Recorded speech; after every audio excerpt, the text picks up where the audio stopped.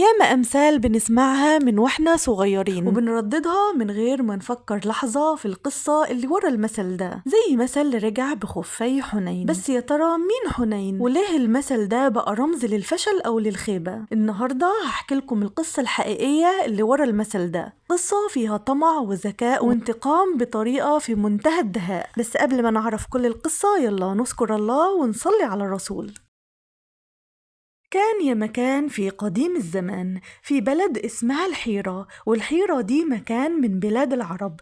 كان في رجل اسمه حنين، وحنين ده كان صانع خفوف، والخفوف هي الأحذية. حنين كان معروف في بلده بحرفته وبشطارته، وكل الناس كانت بتحبه وبتشتري منه لأنه كان بينفذ شغله بإتقان وبضمير. وفي يوم من الأيام حنين كان قاعد بيعمل شغله في المحل بتاعه، دخل عليه رجل أعرابي راكب ناقة، والرجل ده كان راجع من السوق ومعاه شوية حاجات اشتراها ورابط الحاجات دي على الناقة بتاعته. دخل عند حنين الدكان وفضل يدور في الأحذية والخفاف اللي موجودة، وقال لحنين إن مفيش حاجة من الحاجات دي عجباه. حنين قال له اتفضل اقعد وانا هظبط لك خف زي ما انت عاوز. وبالفعل بدأ ياخد المقاسات، وحنين بدأ يشتغل وعمل له خفين في منتهى الجمال. لكن الرجل ده بعد شوية بدأ يلف ويدور، ولما سأله على السعر قال له ده غالي وبصراحة أنا مش هاخده، وقام سايبه ورماله الخف ومشي من غير ما يدفع ولا مليم ولا حتى ياخد الخف اللي اتعمل له مخصوص. حنين اتغاظ جدا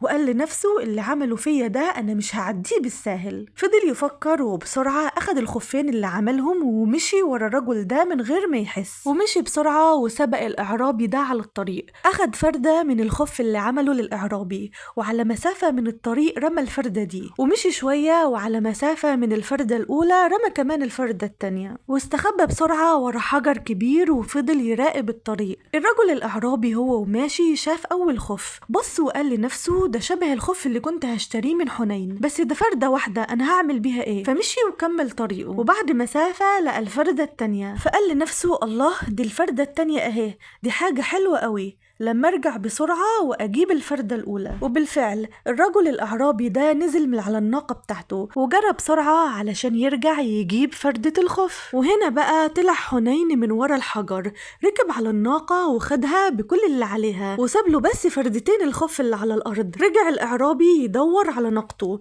بس ما لقاش ليها اي اثر، فرجع بلده بس بفردتين الخف. ولما اهله سألوه جبت لنا ايه معاك من السفر؟ قال لهم انا رجعت بخفي حنين. ومن ساعتها الناس بقت بتقول رجع بخفي حنين لأي حد بيرجع مكسور أو خايب أو يكون ما وصلش للهدف اللي هو عاوزه. ومن هنا جت قصة المثل رجع بخفي حنين.